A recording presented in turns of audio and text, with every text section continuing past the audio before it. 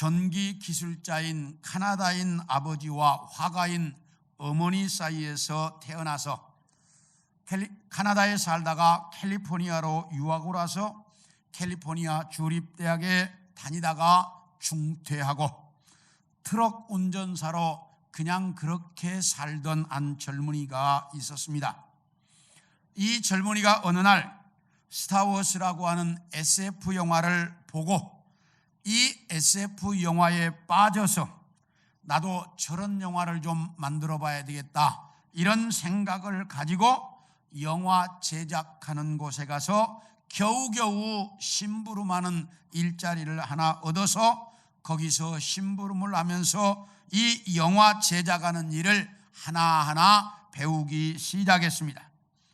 그래서 어느 정도 다 배워서 이제 본인이 영화 감독이 되어보겠다고 나섰지만 사람들이 그 사람을 영화 감독이라고 인정해 주지도 않았고, 또 영화 감독이 아무나 그렇게 될 수 있는 상황도 아니었습니다. 그래서 겨우 이것저것 다니며 이 사람 저 사람에게 만나고 뛰고 그러다가 어쩌다가 싸구려 영화 감독 하나 이렇게 하게 되면 그 제작자와 배우들의 무시 그리고 냉대, 이건 더 힘들게 만들었습니다.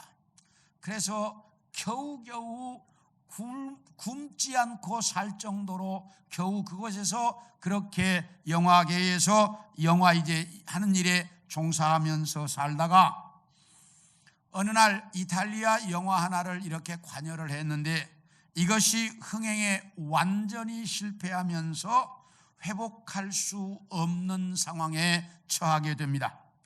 그래서 이 이탈리아 영화 문제를 해결하려고 로마에 가서 이제 그날 밤을 호텔에서 잠을 자게 되었는데, 호텔에 들어가면서부터 열이 나고 아프고 힘이 들어서 고열과 그 고통 속에서 정말 힘들어하다가 겨우겨우 약을 먹고 잠이 들었는데 꿈속에 이상하게 생긴 로봇이 불에 타는 꿈을 꾸었습니다. 이 꿈을 꾸고 나서 이 꿈에서 영감을 받은 이 사람이 이제 그 일을 마치고 미국으로 돌아와서 시나리오를 한 편 씁니다. 그래가지고 이 시나리오를 들고 영화 제작자들을 찾아갔습니다. 내가 이 시나리오를 $1에 팔겠다. 그러니까 시나리오를 보고 이 사람들이 이거 영화 되겠다, 시나리오 좋다, 사겠다. 그래서 내가 $1에 팔겠다. 그 대신 나를 감독으로 써달라, 이런 조건을 제시했습니다. 사람들이 이 시나리오는 좋은데 이걸 영화 감독을 저 사람을 쓴다? 저 실력도 믿을 수 없고 아무것도 믿을 수 없고 이름도 없는데 저 사람을 감독으로 쓰기가 너무 망설여집니다.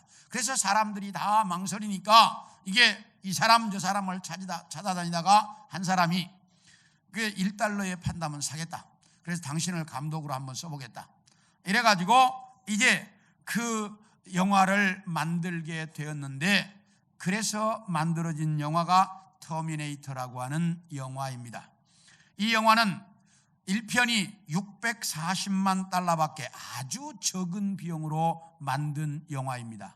왜냐하면 사람들이 투자를 안 하니까, 그 이름도 없는 감독에게 사람들이 투자를 안 하니까 $640만 라고 하는 아주 저렴한 비용으로 이 터미네이터를 만들었는데, 이 영화가 미국에서만 $3,840만 라고 하는 어마어마한 수익을 올렸고, 세계에서 해외로 팔아서 $8,000만 라고 하는 대박을 터뜨렸습니다.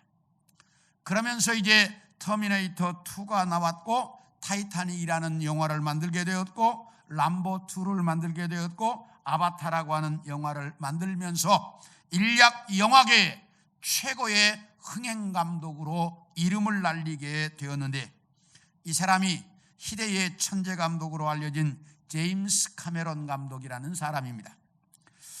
그 몸이 아파서 고통 속에 잠을 자다가 그 꿈에서 영감을 받아서 이렇게 세계적인 감독이 되었습니다.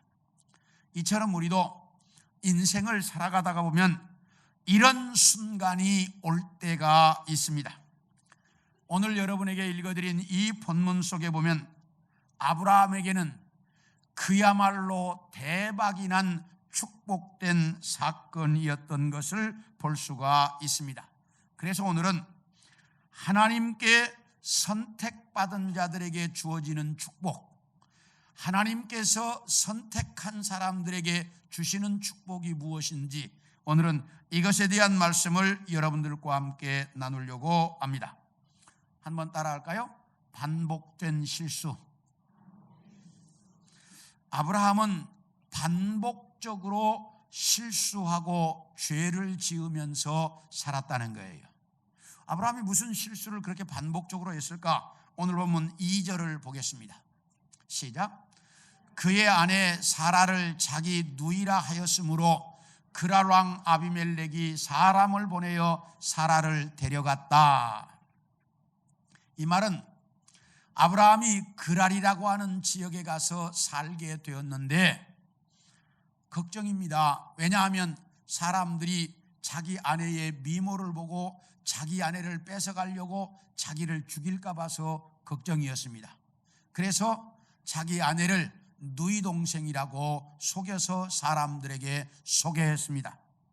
그러자 이 소문이 났고 이 소문을 들은 그랄의 왕 아비멜렉이 사람을 보내서 확인해 본 결과 너무 이뻐요. 그러니까 이 아비멜렉이 사라를 자기의 후궁 삼겠다고 데려갔다라고 말합니다. 자, 그런데 이때 사라의 나이가 몇 살쯤 되었을까? 아브라함이 가나안 땅에 들어올 때가 창세기 12장 5절에 보면 75살이었습니다. 이로부터 10년 만에 이제 이스마엘을 임신했고 아브라함이 86살에 아브라함을 낳았습니다. 아브라함이 이스마엘을 낳았습니다. 86살에 이스마엘을 낳았는데 이스마엘이 13살 이후예요. 그러면 아브라함의 나이가 몇 살이에요? 유치원을 안 나와서 더하기를 잘 못하죠. 86살 더하기 13살 그럼 몇 살이야? 99세. 86살 더하기 13살 하니까 몇 살이에요? 99세. 아브라함이 99살이었습니다. 사라는 아브라함보다 10살이 적었어요. 그러면 사라가 몇 살? 89살이었습니다. 그렇다면 89살 된 할머니가 이쁘면 얼마나 이쁘다고. 사람들이 자기 죽이고 부인 뺏어갈까 봐서 누이 동생이라고 속였냐 그 말이야. 그런데 더 놀라운 것은 그랄의 왕이 사라를 보고 후궁 삼겠다고 데려가서 89살 되신 할망구를 아니, 자, 여기 이제 89살 넘으신 분만 손 들어봐봐요. 아무도 없잖아. 그런데 사라가 89살이야. 도대체 얼마나 예뻤으면 89살 된 할머니 때문에 아브라함이 누이 동생이라고 속이고 그랄의 왕이 후궁 삼겠다고 데려갔을까? 물론 그때는 지금과 좀 달라서 아브라함이 175살까지 살았으니까 지금보다는 훨씬 좀 이뻤겠지요. 나이가 들어도. 그러나 아무리 그렇다고 치고 89살의 할머니 때문에 자기 누이 동생이라고 속이고 그랄의 왕이 후궁 삼겠다고 데려갔다. 이해하기가 어렵은 본문입니다. 저는 잘 모르겠습니다만 이 나이쯤 되면 다 각방 쓰지 않나요? 어때요? 그래요? 안 그래요? 이건 다 각방 쓸 나이예요. 그런데 그 할머니를 이제 이 아비멜렉이 후궁 삼겠다고 데려갔다. 참 이해하기 힘들 정도로 사라의 미모를 가지고 있었던 것 같아요. 사라가. 이렇게 해서 아비멜렉 임금이 사라를 데려갔는데 그날 밤에 하나님이 이 아비멜렉의 꿈속에 나타나셨습니다. 그리고 말씀하시기를 아비멜렉아, 이 여자는 남편이 있는 여자다. 네가 저 여자 건드리면 너 죽는다. 그러니 남편에게 돌려보내라. 그러니까 아비멜렉이 그랬어요. 하나님, 분명히 이 여자가 함께 있던 남자가 자기 누이 동생이라고 그랬고 이 여자도 그 남자는 자기 오랍이라고 했습니다. 그래서 내가 데려왔는데 내가 뭘 잘못했습니까? 그러니까 하나님이 나도 안다. 네가 잘못 없다는 거 안다. 그래서 네가 범죄하지 않도록 하려고 내가 이렇게 네 꿈속에 나타났다. 그러니 저 여자 건드리지 말고 돌려보내라. 저 여자의 남편은 선지자다. 그가 너를 위해서 기도하면 네가 살겠지만 만약에 네가 저 여자를 돌려보내지 않으면 너희 집안은 몰살할 거다. 하나님이 딱 그렇게 이야기하셨습니다. 그래서 그 다음날 꿈을 깨고 아비멜렉은 그 다음날 사라를 아브라함에게 돌려보냈다라고 말합니다. 이렇게 부인이야 남의 여자로 뺏기든지 말든지 누구만 살라고? 누가요? 지만 살려고 했던 아브라함. 그런데 하나님이 사라를 지켜서 아브라함에게 돌려보내 주셨습니다. 자, 그런데 놀라운 사실은 아브라함이 그 전에도 이 똑같은 짓을 했다 그 말이야. 우리 창세기 12장 18, 19절을 봅니다. 시작. 바로가 아브라함을 불러서 이르되 네가 어찌하여 나에게 이렇게 행하였느냐? 네가 어찌하여 그를 네 아내라고 내게 말하지 아니하였느냐? 네가 어찌 그를 누이라고 하여 내가 그를 데려다가 아내를 삼게 했느냐? 네 아내가 여기 있으니 이제 데려가라.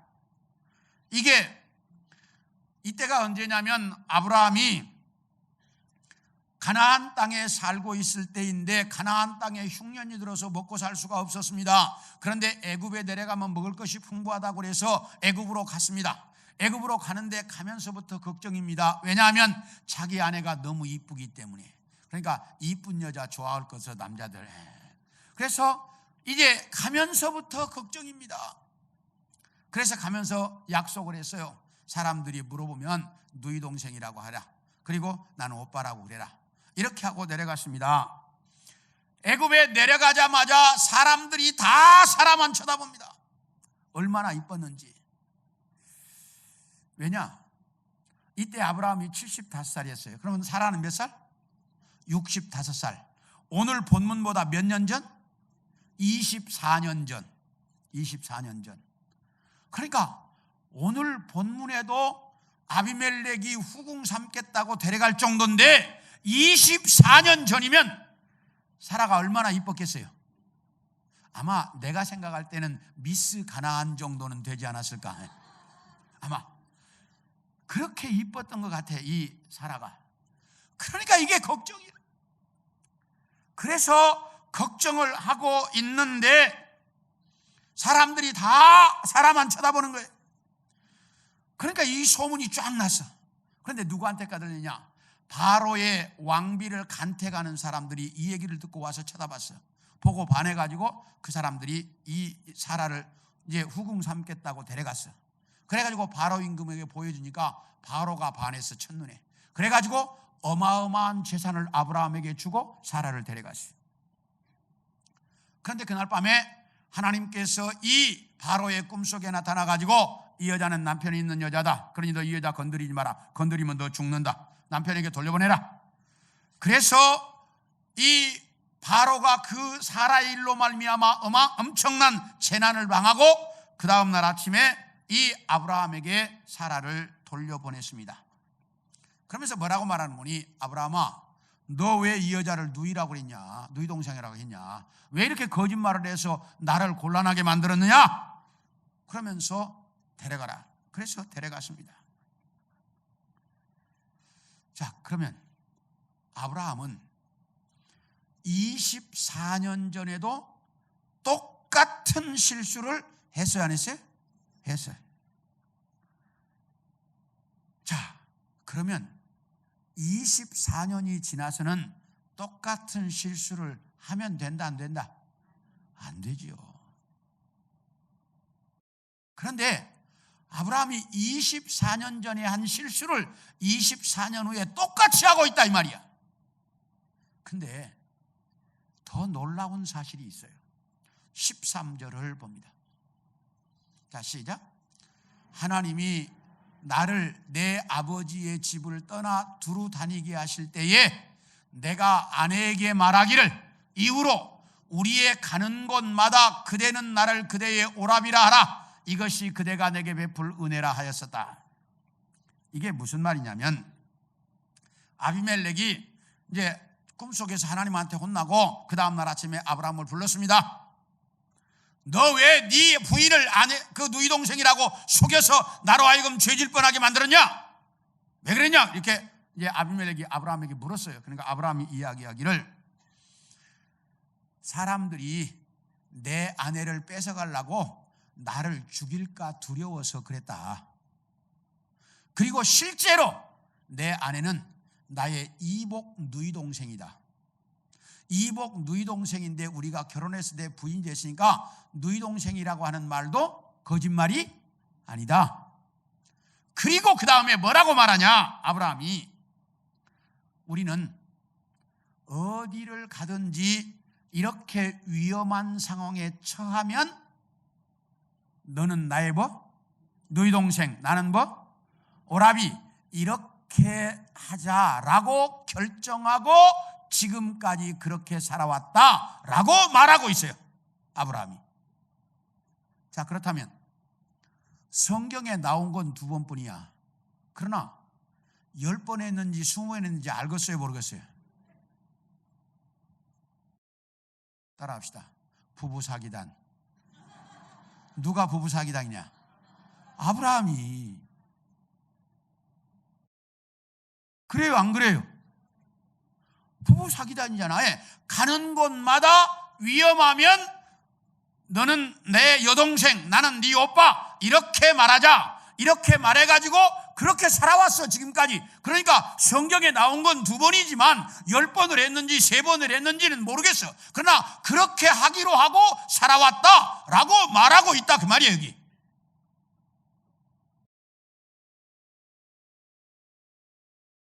이렇게 아브라함이 반복적으로 실수하면서 살아왔다라고 말해요. 그런데 이 건만 그런 게 아니야. 아브라함은 이게 상습범이라. 이제 천국 가서 아브라함 할아버지한테 내가 혼날지 모르겠습니다만 어쩔 수 없어, 그건 확실하니까. 상습범이야. 뭐가 상습범이냐? 자, 창세기 13장 16절을 봅니다. 시작.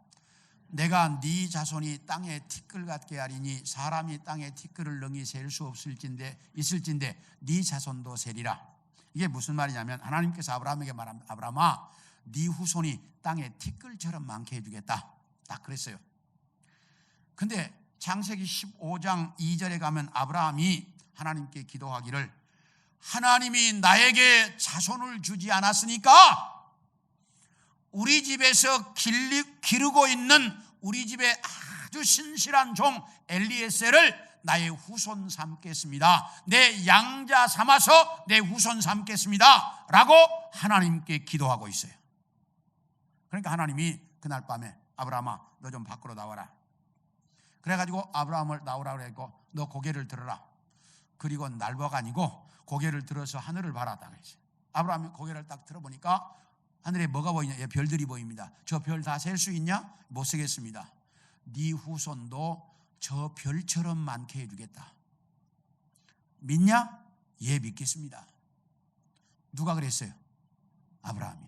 이걸 제가 무슨 교육이라고 한다? 시청각 교육. 아브라함이 안 믿으니까 하늘의 별을 딱 보여주면서 시청각 교육을 시켰다니까, 하나님이 아브라함에게. 근데 창세기 17장 18절을 봅니다. 시작. 아브라함이 이에 하나님께 아뢰되 이스마엘이나 하나님 앞에 살기를 원하나이다. 이게 무슨 말이냐면, 이제 하나님께서 아브라함에게 아브라함아, 네 아내 사라가 아들을 낳을 것이다. 그러니까 아브라함이 픽 웃으면서, 하나님, 내 나이가 100살입니다. 우리 아내가 90살이에요. 이 나이에 무슨 아들입니까? 그런 쓸데없는 얘기 하시지 말고 그냥 우리 이스마일이나 내 후사 삼게 해주세요. 그래서 이스마일로 내 후사 삼겠습니다. 하나님께 이렇게 말하고 있다 그 말이야, 아브라함이. 아니, 하나님은 분명히 네 몸에서 날짜로 네 후손을 삼아 하늘의 별과 같이 많게 해주겠다고 했는데 종으로 후사 삼겠다고 그러더니 이제는 이스마엘로 후사 삼겠다고 그래요. 상습적으로 하나님의 말을 못 믿었어요, 아브라함. 반복적으로 하나님 앞에 이 후사를 이 자기 사라의 몸에서 날짜로 생각을 안 했어요. 이렇게 반복적으로 하나님을 믿지 못하고 해서 만들어낸 이스마엘 때문에 오늘날 중동의 화약고는 누가 만들었습니까? 아니, 크게 해봐요. 중동의 화약고는 누가 만들었어요? 아브라함이 만들었어요. 아브라함이 이스마엘로 말미암아 중동의 그 아람 민족을 만들어 가지고 그래서 저기 이슬람교를 만들어 놓고 저 불씨를 누가 만들었어요? 아브라함 할아버지가 만들었다니까. 중동의 불씨는. 이렇게 아브라함은 반복적으로 많은 실수와 죄를 저질렀습니다. 그럼 아브라함만 그러냐? 아니에요. 마태복음 16장 23절을 봅니다. 시작. 예수께서 돌이키시며 베드로에게 이르시되 사탄아, 내 뒤로 물러가라. 너는 나를 넘어지게 하는 자도라. 네가 하나님의 일을 생각하지 아니하고 도리어 사람의 일을 생각하는도다. 이게 무슨 말이냐면 예수님께서 제자들을 모아놓고 제자들에게 그랬어요. 내가 이제 예루살렘으로 올라가면 예루살렘에 가서 고난받고 십자가에 못 박혀 죽을 것이다. 그리고 사흘 만에 내가 다시 살아날 것이다 라고 이야기를 했어요. 그러니까 그 이야기를 들은 베드로가 버떡 예수님 앞에, 선생님 이게 무슨 말입니까? 선생님이 죽다니요, 이게 될 말입니까? 안 됩니다. 그러니까 예수님께서 딱 돌아보시면서 베드로야, 사탄아, 내 뒤로 물러가라. 딱 예수님이 그러셨어요. 그러시면서 너는 하나님의 일은 생각하지 않고 사람의 일만 한다. 이렇게 예수님께서 베드로에게 책망하셨습니다. 사탄이라는 책망을 들었으면 뭐 차려야 돼? 정신 차려야지. 그런데 변화산에 가서도 너무 좋은 것을 보니까 베드로가 뭐라고 그랬어요? 예수님, 여기다가 초막 셋 짓고 우리 여기 살지요? 그랬다가 예수님께 또 한 번 무안을 당했어요. 그리고 겟세마네 동산에서 말고의 귀를 칼로 확 잘라버렸다가 예수님한테 또 한 번 뭐 했어? 혼났어요. 그러다가 이제 예수님 모른다고 3번이나 부인을 했어요. 그렇죠? 이렇게 잦은 실수를 하면서 살았던 것이 누구였다? 베드로였다. 믿음의 조상이라고 말하는 아브라함이나 예수님의 제자 중에 대표적인 사람 베드로도 이렇게 반복적으로 실수하고 죄를 저지르고 거짓말을 하면서 살았는데 문제는 우리도 똑같이 그렇게 하고 살고 있다는 거예요. 똑같은 실수를 계속해서 반복하고 똑같은 죄를 계속해서 짓고, 어떤 사람은 거짓말을 반복적으로 하는 사람도 있습니다. 어떤 사람은 부조리한 돈을 반복적으로 받으면서 사는 사람도 있습니다. 어떤 사람은 인터넷 도박에 빠져가지고 그것 때문에 여러 번 집안에 풍지박산날 위기도 있었는데 그래도 그걸 못 끊고 반복적으로 여기에 빠져 사는 사람이 있고, 어떤 사람은 담배를 끊지 못해서 목사 길에서 만났다가 집어넣어 가지고 손이 대기도 했는데 그래도 못 끊는 사람도 있어요. 또 어떤 사람은 이제 그 술 때문에 예수 믿는 사람이 수없이 실수도 하고 어려움도 겪었는데도 그걸 못 끊어. 그래서 반복적으로 실수도 하고 죄도 짓고 사는 사람이 있다, 이 말이에요. 사랑하는 성도 여러분, 여러분 중에 이렇게 반복적으로 죄를 짓고 실수하고 있는 분이 있습니까? 세상 사람 다 모른다고 해도 하나님은 알고 있고 여러분 자신은 알고 있어요. 이제 이런 실수를 내려놓아야 합니다. 이제 이런 실수를 끊어야 합니다. 왜? 자, 그 다음에 보겠습니다. 따라합시다. 선지자가 세상 사람들에게 수모를 당한다. 우리 7절을 보겠습니다. 시작. 이제 그 사람의 아내를 돌려보내라. 그는 선지자라. 그가 너를 위하여 기도하리니 네가 살려니와 네가 돌려보내지 아니하면 너와 내게 속한 자가 다 반드시 죽을 줄 알지니라. 여기 보면 하나님께서 아비멜렉의 꿈속에 나타나서 하시는 말씀이에요. 아브라함은 뭐다? 아브라함이 뭐다? 선지자다. 누가 그렇게 말씀하셨어요? 하나님이. 하나님께서 아브라함을 선지자라고 분명하게 말씀하셨어요. 자, 그렇다면 선지자는 뭐 하는 사람이에요? 하나님의 말씀을 세상 사람들에게 전하는 사람. 그게 선지자지요. 자, 그런데 어떤 일이 벌어지고 있는가? 9절과 10절을 봅니다. 시작. 9절만 보지요. 시작. 아비멜렉이 아브라함을 불러서 그에게 이르되 네가 어찌하여 우리에게 이렇게 하였느냐? 내가 무슨 죄를 네게 범하였기에 네가 나와 내 나라가 큰 죄에 빠질 뻔하게 하였느냐? 네가 합당하지 아니한 일을 내게 행했다. 아비멜렉이 아브라함을 불러가지고 아브라함 일 좀 하라.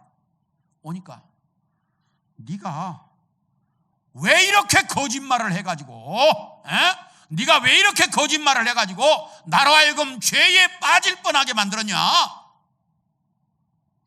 너는 잘못했다 라고 아비멜렉이 누구를 혼내고 있어요? 아브라함을 혼내고 있습니다. 이건 누가 해야 할 소리야? 선지자인 아브라함이 아비멜렉에게 해야 할 소리죠. 그런데 선지자가 해야 할 소리를 하나님을 모르는 아비멜렉이 하고 있다, 그 말이야. 왜요? 선지자가 뭐 하니까? 실수하고 잘못하니까. 이건 선지자에게 가장 큰 모욕이었습니다. 자, 근데 문제는 이런 모욕을 24년 전에 당했다, 그 말이야. 24년 전에 어떻게 당했나? 우리 창세기 12장 18, 19절을 봅니다. 시작. 바로가 아브라함을 불러서 이르되 네가 어찌하여 나에게 이렇게 행했느냐? 네가 어찌하여 그를 네 아내라고 내게 말하지 아니하였느냐? 네가 어찌 그를 누이라고 하여 내가 그를 데려다가 아내를 삼게 했느냐? 네 아내가 여기 있으니 데려가라. 누구에게? 아브라함이 누구에게? 바로에게. 이건 바로 때예요. 바로에게 모욕을 당했습니다. 네 아내가 네 아내이면서 왜 누이 동생이라고 거짓말을 했느냐? 그래야 나로 하여금 이렇게 곤란을 당하게 했느냐? 그러면서 아브라함이 바로에게 아주 모욕을 당했습니다. 그러면 한 번 모욕을 당했으면 다음에는 하지 말아야지. 그런데 24년이 지난 지금에 뭐해? 똑같이 모욕을 당하고 있다, 이 말이에요. 24년 동안 하나도 변하지 않고 아무것도 달라진 것이 없고 똑같이 거짓말하고 똑같이 속이고 그렇게 살고 있는 게 아브라함의 모습이었다, 그 말이에요. 그렇게 살다 보니 세상 사람들에게 수모를 당할 수밖에 없었다. 그런데 아브라함만 그런 게 아니고 예수님의 제자들도 똑같았어요. 예수님을 처음 따라다닐 때나 3년이 지나서나 똑같았어요. 3년이 지나서 예수님이 십자가에 죽으시려고 이제 예루살렘으로 올라가는데, 예루살렘에 올라가는 뒤따라오면서 제자들이, 야, 예수님이 이번에 예루살렘에 가서 왕 되면 우리 누가 높은 자리 차지할까? 그래가지고 높은 자리 차지하려고 자리 싸움하고 있었고, 예수님이 겟세마네 동산에서 그렇게 울부짖으며 기도하는데 뒤에서 뭐하고 있었고? 자고 있었고, 모닥불가에 모여있는 사람들 앞에서 베드로가 예수님 모른다고 3번씩이나 부인을 했고, 예수님의 십자가에 달려 돌아가시기 위해서 끌려가자 제자들은 다 뭐했고? 다 도망가 버리고 한 놈도 남아있지 않았었어요. 다 도망가 버리고. 이렇게 3년 동안 아무것도 변한 것이 없었습니다. 그런데 우리도 이와 같은 모습으로 반복적으로 거짓말을 하고, 반복적으로 실수를 하고, 반복적으로 죄를 지으며 살아가고, 신앙생활을 시작한 지 수십 년이 지났는데 하나도 나아진 것이 없고 똑같은 신앙으로 산다면 우리도 역시 세상 사람들에게 모욕거리가 된다 그 말이에요. 세상 사람들에게 수모를 당할 수밖에 없다 그 말이에요. 달라진 것이 없으니까. 그런데 지금 한국교회가 이런 수모를 당하고 있습니다. 세상 사람들이 교회를 개혁해야 한다고 떠들고, 교회 안에서 일어난 일들은 교회가 해결하지 못해서 다 세상 법정으로 가지고 가고, 그래서 교회가 변호사를 먹여 살린다 이런 소리나 듣고, 이러니 이게 얼마나 수치냐 이 말이야.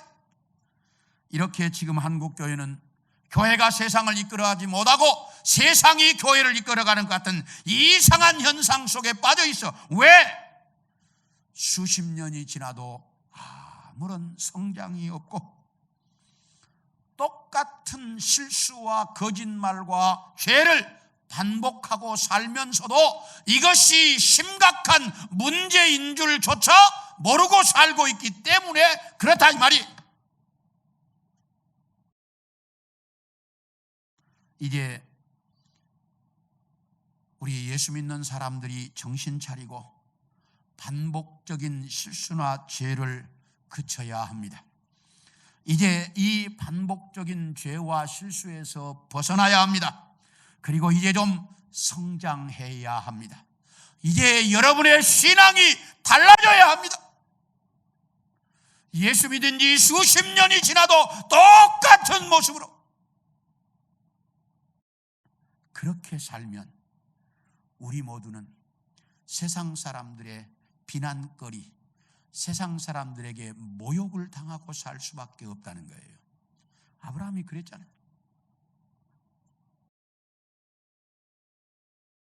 그래서 이제 우리는 이런 실수를 그쳐야 합니다. 자, 마지막으로.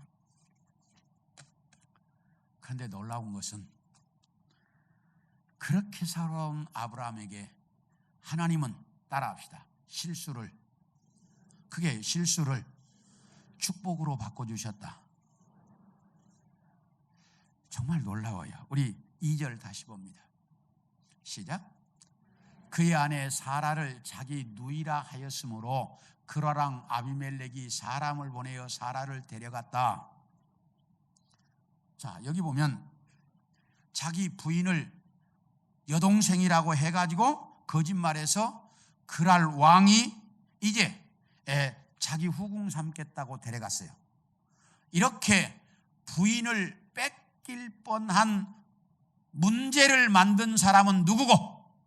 아브라함인데, 그날 밤에 아비멜렉의 꿈속에 나타나서 사라를 돌려보내라고 해서 사라를 돌려보내게 만드신 분은 누구고? 하나님이고, 애굽왕 바로에게 사라를 후궁으로 뺏길 뻔한 게 만든 건 누구고?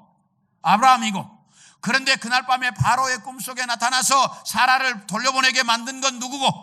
하나님이고.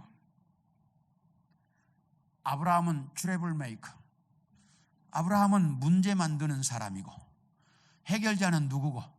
하나님이고. 우리도 어때? 우리도 어때? 똑같아.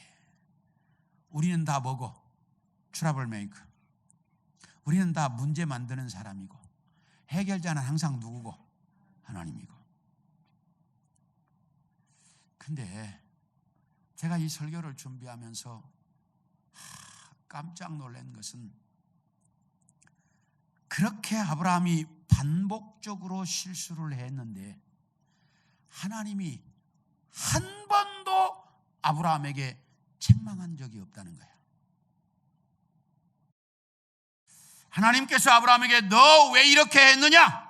왜 24년 동안 하나도 변하지 않았느냐? 네가 이러고도 나를 사랑한다고 할 수 있느냐? 네가 믿음이 있는 사람이냐? 너 정신 좀 차려라. 이럴만 해요, 안 해요? 우리 같으면 했겠어요, 안 했겠어요? 수천 번도 더 했겠지.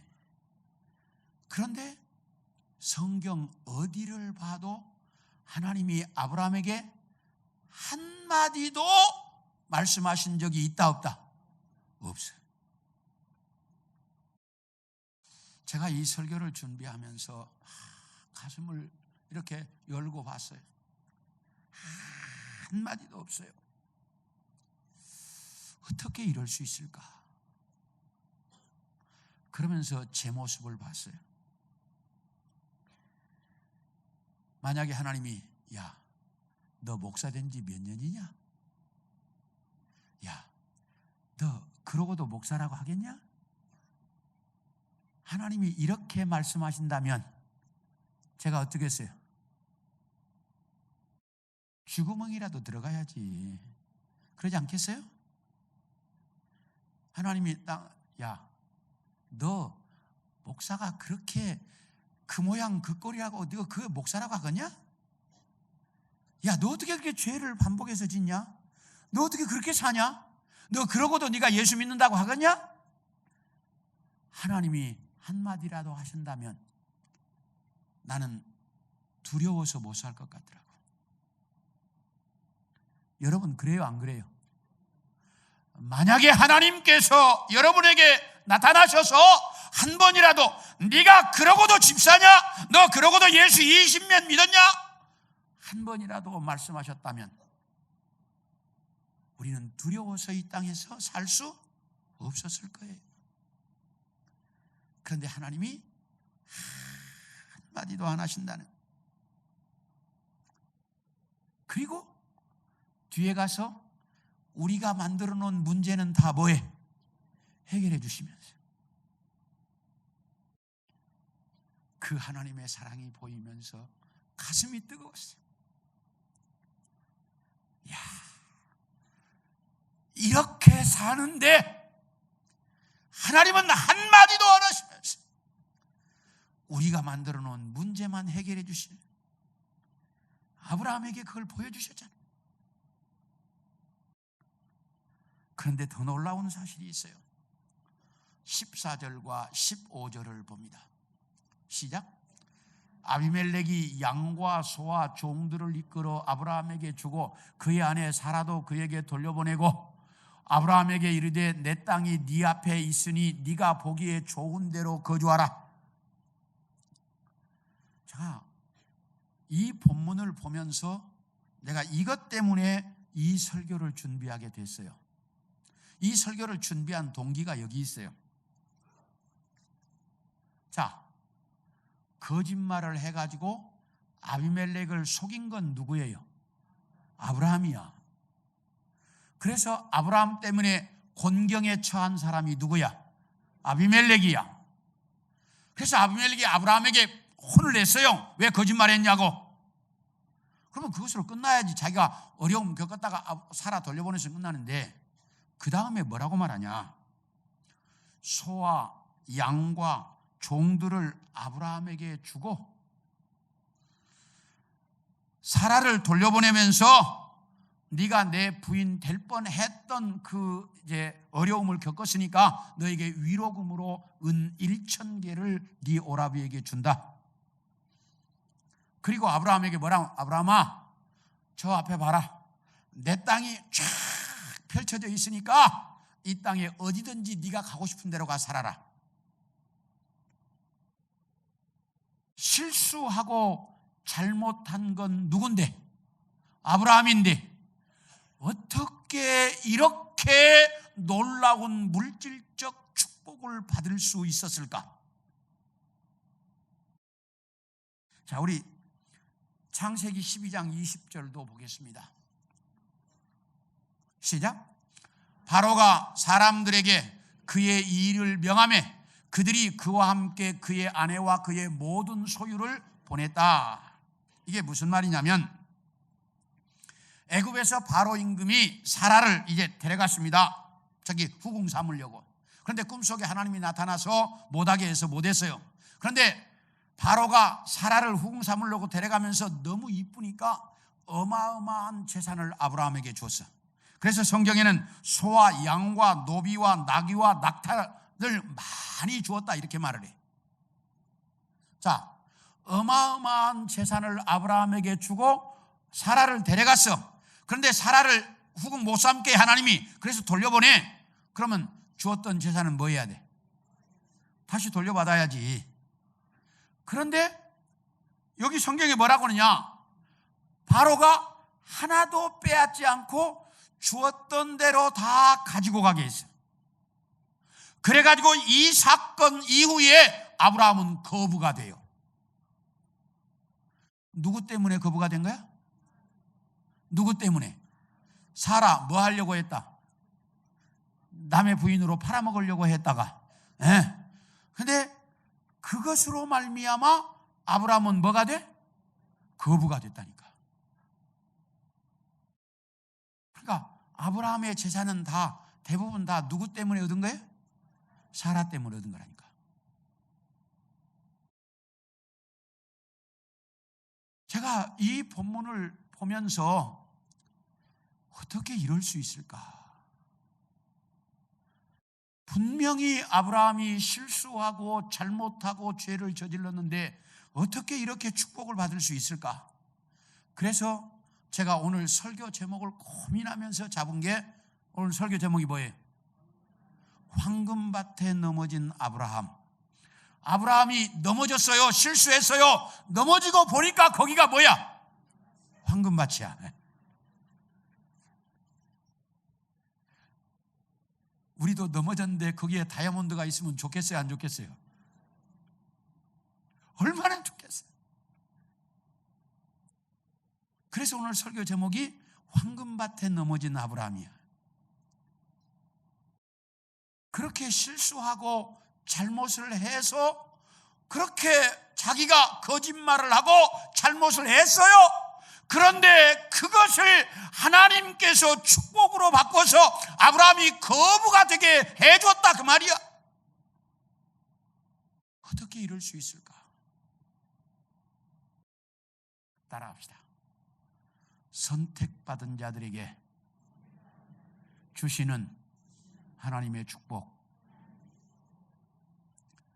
이것이 선택받은 자들에게 주시는 하나님의 축복이에요.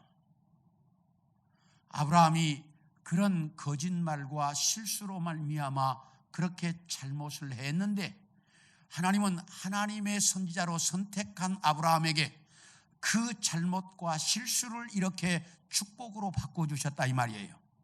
사랑하는 성도 여러분, 여러분들이 지금 곤경에 처해 있습니까? 어려움을 겪고 있습니까? 환난을 당합니까? 여러분들이 힘든 일에 빠져 있습니까? 하나님은 선택한 사람들이 당하는 모든 상황과 처지를 무엇으로 바꿔주신다? 축복으로 바꿔주신다. 그래서 부르심을 받은 자들에겐 모든 일이 합력하여 뭘 이룬다? 선을 이룬다고 했어요.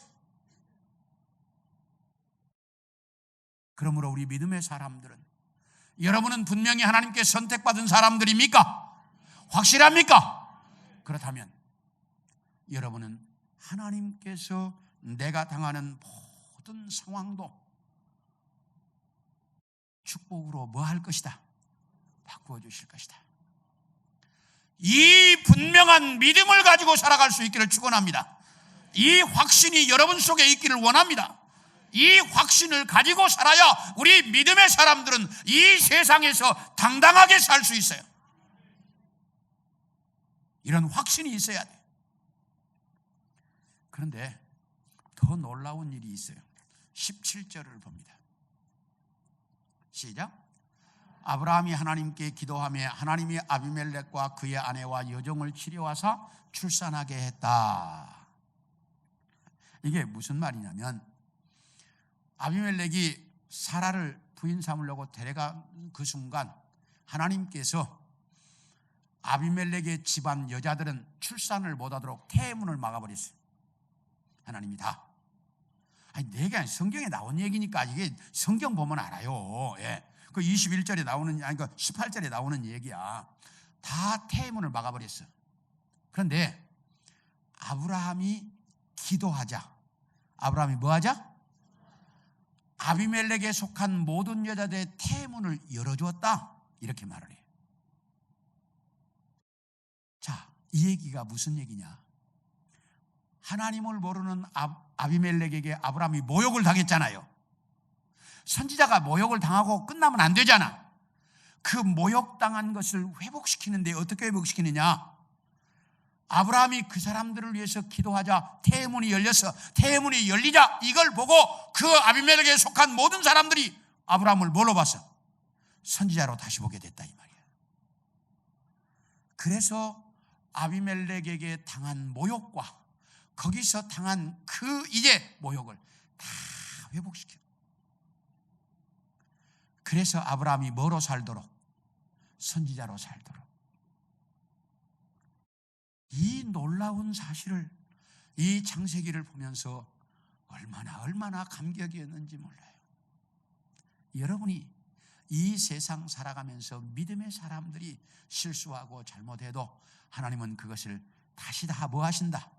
회복시켜. 뭘로? 기도로 회복시키는 거예요. 이 확실한 사건들을 여러분들이 보면서 여러분이 모두가 하나님께 선택받은 사람이라는 확신이 있다면 내가 살아가는 삶의 현장에서 당하는 모든 사건들을 하나님은 다 뭐 하실 것이다? 회복시켜 줄 것이다. 믿음으로 사는 사람들에게는 이런 축복이 있다는 것을 하나님은 이렇게 바꾸어 주신다는 이 확실한 믿음을 가지고 살아가는 우리 성도들 모두가 되기를 축원합니다. 이런 확신이 여러분 속에 있어야 신앙생활하는 기쁨이 있고 자부심이 있고 그 신앙생활하는 즐거움이 있어요. 이 기쁨과 이 확신 가지고 살아가는 우리 성도들 모두가 되기를 축원합니다.